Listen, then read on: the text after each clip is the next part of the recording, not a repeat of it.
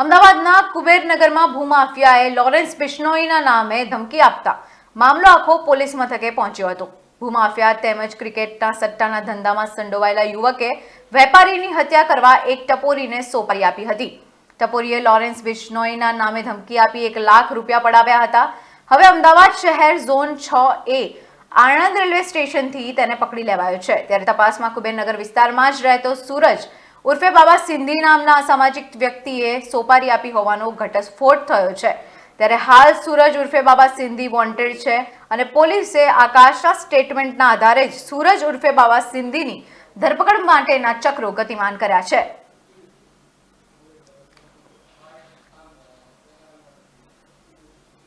શહેરના સરદારનગર વિસ્તારમાં રહેતા ફરિયાદી હરેશ ઉર્ફે હરુ પ્રેમચંદભાઈ બોલચંદાણી જે કાપડની દુકાન ધરાવે છે અને વેપારી છે, તેણે સરદારનગરના તે મનીષ ઉર્ફે ગીલી અને બાબો ઉર્ફે કિશન ઉર્ફે સૂરજ નામના 2 ભાઈઓ પાસેથી 2 દુકાનો 35 લાખમાં લીધેલી અને ત્યારબાદ આ બંને ભાઈઓ ઉપર લેન્ડ ગ્રેબિંગનો ગુનો દાખલ થતા સરકારી જગ્યામાં આ દુકાનો બનાવેલી હોય જે રકમ પરત મેળવવા માટે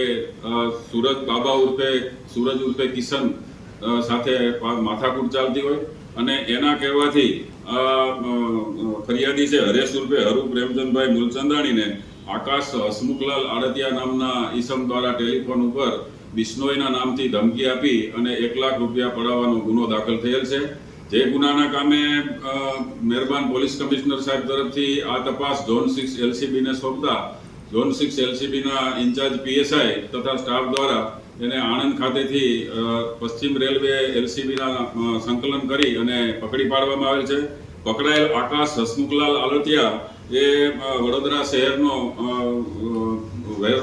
શહેરમાં રહેતો ગુનેગાર છે અને વડોદરા શહેરમાં ખૂન તેમજ ખૂનની કોશિશ અને મારામારી ધાક ધમકી આપવાના ગુનામાં પકડાયેલ છે। તેમજ રાજકોટ શહેરમાં પણ પ્રદ્યુમનનગર પોલીસ સ્ટેશનમાં તેને જેલમાં માથાકૂટ કરવા બાબતે ગુનો દાખલ થયેલ હોય જે આંતર જિલ્લા ગુનેગાર છે અને આ બાબતે જેને ફરિયાદીએ જેની પાસેથી દુકાનનો વહીવટ કરેલ તે બંને મનીષ ઉર્ફે ગીલી અને બાબા ઉર્ફે કિશન ઉર્ફે સૂરજ તેઓ પણ સરદારનગર વિસ્તારમાં ક્રિકેટના સટ્ટા, ખૂનની કોશિશ, મારામારી તેમજ ધમકી આપવાના અને લેન્ડ ગ્રેબિંગના ગુનામાં પકડાયેલ છે। આરોપી વચ્ચેનો સંપર્ક કઈ રીતે થયો અને કઈ રીતે સોપારી આપવામાં આવેલી?